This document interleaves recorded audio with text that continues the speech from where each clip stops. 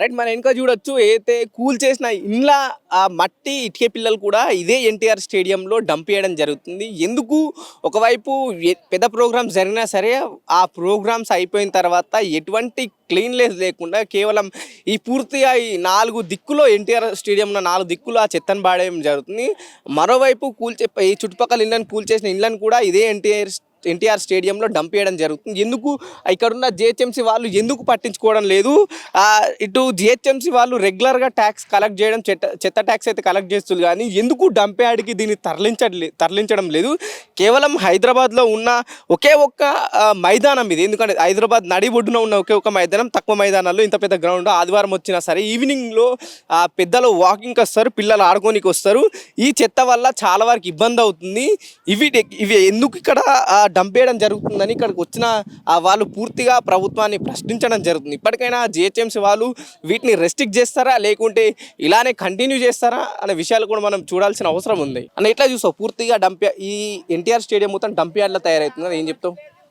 అవును, ఇది చూస్తే చాలా రోజుల నుంచి కూడా చూస్తున్నాం మనము. రోజుకి అనేది ఈ చెత్త అనేది బాగా పేరుకపోతుంది ఇక్కడ. తర్వాత దొరికేది ఒక సండే, వీక్లీలా ఒక సండే మంచిగా చాలా మంది కూడా యూత్ కానీ తర్వాత మధ్యతరగతి వాళ్ళు వాకింగ్కి కానీ వచ్చి రోజు ఇక్కడ వాకింగ్ అనేది చేస్తూ ఉంటారు. సండే ఒక్కరోజు ఇక్కడ స్పెండ్ చేస్తారు. కానీ ఈరోజు చూసుకుంటే మనం ఇక్కడ ఈ ఒక స్టేడియం అనేది బాగా ఒక ఏమంటారు దాన్ని ప్రైవేట్గా అయిపోతుంది. ఈ ప్రోగ్రామ్స్ అనేవి ఎక్కువ జరుగుతున్నాయి. అక్కడ ప్రోగ్రామ్ జరిగినప్పుడు ఇక్కడ ఈ ఒక డస్ట్ చెత్త అనేది ఇక్కడనే ఉండిపోతుంది. దాన్ని క్లీన్ చేస్తారు, తర్వాత కొంచెం అట్లనే పట్టించుకోరు. ఇప్పుడు ప్రోగ్రామ్స్ అయినప్పుడు చెత్త మొత్తం ఇళ్ళని పెట్టిలు, దాన్ని కార్నర్ నూకేస్తులు, ఇదంతా ఒక డంప్ యార్డ్లో తయారవుతుంది. జిహెచ్ఎంసీ వెహికల్స్ కూడా ఇక్కడనే తిరుగుతున్నాయి, అవి కూడా పట్టించుకుంటలేవు కదా, ఏం చెప్తావు మరి జిహెచ్ఎంసీ వాళ్ళకు? వాళ్ళు పట్టించుకొని ఇక్కడ ఈ వెహికల్స్ కానీ ఈ చెత్త కానీ క్లీన్ చేస్తే, ఎందుకంటే హైదరాబాద్ నడిబొడ్డున ఉన్నది ఇది ఇప్పుడు మనకు మంచి గ్రౌండ్. ఎందుకంటే ఆ రోజు మనకి చంద్రబాబు నాయుడు ఈ స్టేడియం అనేది మనకు చేసిండు దాదాపు 2001 అనుకుంటా. ఇప్పుడు 25 సంవత్సరాల దగ్గరకు వస్తుంది. చూస్తే ఇంత పెద్ద గ్రౌండ్ మనకి నడిబొడ్డున ఉన్నది. కాబట్టి వీళ్ళందరూ కూడా ఆలోచించి ఈ ఒక్క గ్రౌండ్ అన్న మనకి నార్మల్ పీపుల్సే వస్తారు ఇక్కడికి, మిడిల్ క్లాసు, లో క్లాసు వాళ్ళకి పెట్టాలి. ఇంకోటి ఏంటంటే ఇక్కడ కొంచెం తాగే ప్రోగ్రామ్ కానీ తర్వాత ఈ ప్రోగ్రాంలు కానీ ఎక్కువ అవ్వడం వల్ల ఇక్కడ ఇబ్బంది అనేది అవుతుందన్నమాట. కాబట్టి ఇప్పుడు పెద్ద ప్రోగ్రామ్స్ అన్ని ఇదే గ్రౌండ్లో జరుగుతాయి కదా, ఆ ప్రోగ్రామ్ అయిపోయిన తర్వాత ఎవరు దాన్ని క్లీన్ చేయట్లేరా? మరి చేస్తున్నారు, కానీ చేస్తున్నారంటే ఇక మాత్రమే అది. తర్వాత అదొకటి, ఎందుకంటే ఇక్కడ పట్టించుకోవాలి. ఎందుకంటే సండే ఒక్కరోజే ఇక్కడ అందరు కూడా ఇక్కడ కొంచెం వచ్చి స్పెండ్ చేసుకుంటారు అందరూ. ఒక క్రికెట్ గ్రౌండ్ కాబట్టి ఇది, ఓకేనా? ఇది అందరు కూడా ఆలోచించి దీన్ని పట్టించుకోవాలని చెప్పేసి మేము స్థానికంగా కోరుతున్నాం. ఇక్కడ ఇప్పుడు ఒకవైపు చెత్తున్నది, మరోవైపు మొత్తం పార్కింగ్ ప్లేస్ కూడా ఇక్కడనే తయారవుతుంది. ఏం చెప్తావు మరి పార్కింగ్ ప్లేస్ గురించి? పార్కింగ్ అనేది అయితే ఉన్నది, అది లేదని కాదు. ఇక్కడ జిహెచ్ఎంసీ బండ్లు కూడా ఉంటున్నాయి. సరే వాళ్ళు అంటే ఇక సరే పెట్టుకుంటున్నారు. ఇంకా ప్రైవేట్ వెహికల్స్ కూడా అన్నీ ఇక్కడ వచ్చి పెడుతున్నారు. ఎందుకంటే ఇక్కడ ఎవరు అడగారు కాబట్టి పెట్టుకుంటారు. ఇక వాళ్ళు ఎన్ని రోజులు పెడతారనే మనకు తెలియదు. మనకు కావాల్సింది ఒక సండే కోసం ఆలోచిస్తున్నాం. మేడం మధ్యలో ఒక ప్రోగ్రామ్ జరుగుతుంది కదా, మీరు పోయి ఆడుతున్నారు, ఏ విధంగా డిస్టర్బెన్స్ అవుతుంది? మాకు చాలా డిస్టర్బెన్స్ అవుతుంది.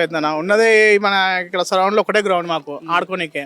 మాకు వీలేదు సండే ఈ సండే వచ్చి గ్రౌండ్లో ప్రోగ్రామ్స్, స్టేజ్లు, మాకు ఆడుకోనికే సగం పార్కింగే ఉంది ఇక్కడ. అంత వెహికల్స్ పార్కింగ్, ఒక స్టేజ్లు అని మాకు చాలా ఇబ్బంది అవుతుంది ఆడుకోవడానికి. స్టేజ్ చాలా ప్రాబ్లం అవుతుందన్న మాకు. చూడండి మీరు, ఆ స్టేజ్ చూడండి మధ్యలో వేసి అక్కడ మాకు చాలా డిస్టర్బెన్స్. ఎవ్రీ వీక్ ఏదో ఒక ప్రోగ్రామ్ ఉంటుంది. చాలా వరకు కమర్షియల్గా అట్లాంటి ప్రోగ్రామ్స్ పెడతారు. ఇప్పుడు మీలాంటి వాళ్ళు కొద్దిగా రిలాక్స్ కోసం వచ్చి ఆడుకోనికి అయితే ఇబ్బంది అవుతుంది, చాలా ఇబ్బంది అవుతుంది మాకు. మరి ఏం చెప్పాలనుకుంటారు? ఏం చెప్పాలి, ఇదే దీనికి ఎవరో పరిష్కారం చేసేది మాకు తెలియాలి. ఉన్నదే ఒక గ్రౌండ్ మాకు ఆడుకోవడానికి. మేము సండే వచ్చాం, 1 వీక్ వర్క్ చేసుకున్నాం, సండే హాలిడే వస్తుంది మాకు, ఆడుకోవడానికి వస్తాం. ఈ స్టేజ్లు ఇవన్నీ మాకు చాలా డిస్టర్బెన్స్ అవుతుంది. అది షెడ్ ఉంటుంది, సగం షెడ్ వేస్తారు. అది ఎప్పుడు చూసినా మొత్తం ఉన్న గ్రౌండ్లో సగం కబ్జా చేసుకుంటారు ఈడ దాకా. అది ఎట్లా ఆడుకుంటామేమో తెలియదు ఇక్కడ మ్యాచ్.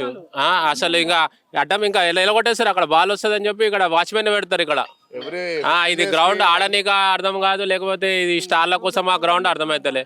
ఎవరైనా ఏదైనా పరిష్కారం 15 days కి 1 week ఏదో ఒక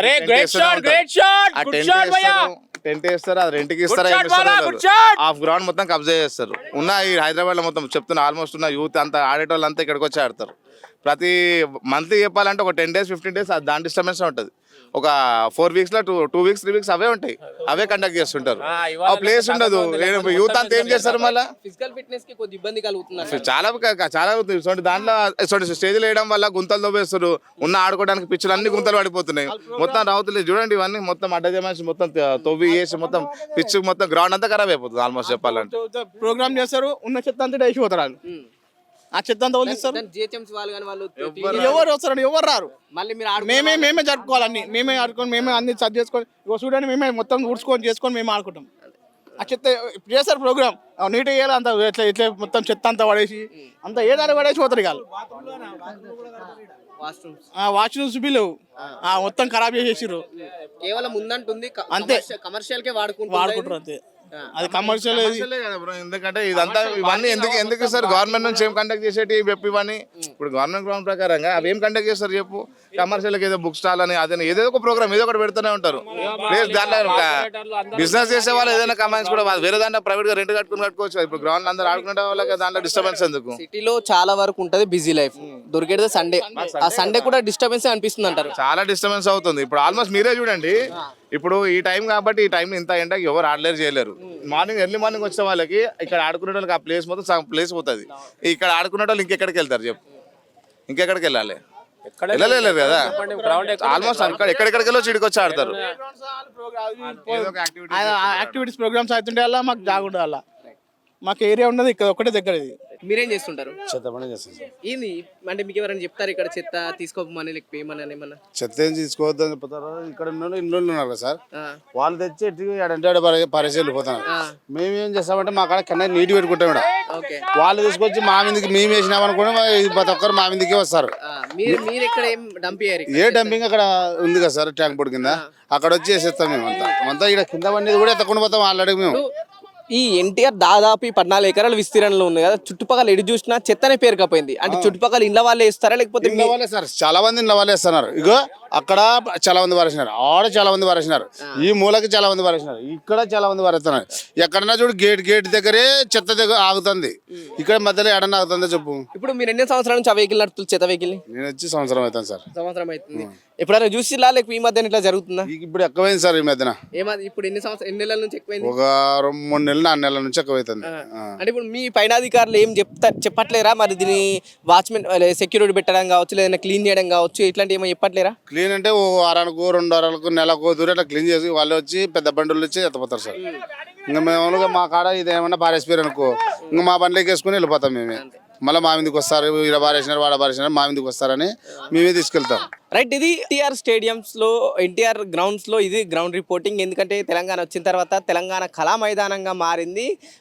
పూర్తిగా కమర్షియల్గా ప్రోగ్రామ్స్ జరుగుతుంది తప్ప దీన్ని ఎక్కడ కూడా క్లీన్గా ఉంచడం లేదు. ఎవరైతే ప్రోగ్రామ్స్ చేపట్టిన వాళ్ళు కావచ్చు, లేదంటే జిహెచ్ఎంసీ అధికారులు కావచ్చు, క్లీన్గా ఉంచడం లేదు. మెయిన్గా ఏదైతే ఈ చెత్త అనేది ఈ చుట్టుపక్కల ఉన్న వాళ్ళు తీసుకొచ్చి దీంట్లో ఇస్తున్నారు. దానివల్ల మాకు చాలా ఇబ్బంది అవుతుందని చెప్పేసి ఎక్కడైతే ఈ ట్రక్కులు నడిపే ఏదైతే జిహెచ్ఎంసీ కార్మికులు కూడా వాళ్ళు చెప్పడం జరుగుతుంది ఏంటంటే ఇక్కడ చుట్టుపక్కల ఉన్న వాళ్ళు వేస్తున్నారు, ఇది ఎక్కడ కూడా మేము ఎక్కడ డంప్ చేయట్లేదు అని చెప్పేసి అటు కార్మికులు చెప్పడం జరుగుతుంది. ఎందుకు ప్రజలు ఒకవైపు నిర్లక్ష్యంగా వ్యవహరిస్తున్నారు, వాళ్ళకంటే ఏది ప్రతినిధులు కూడా నిర్లక్ష్యంగానే వ్యవహరిస్తున్నారు. మనం చూడొచ్చు, ఎందుకంటే ప్రతి సండే ఇటు పిల్లలతో పాటు పెద్దలు కూడా ఇటు ఆట మైదానంలోకి వచ్చి వివిధ ఆటలు ఆడుకోవడం జరుగుతుంది.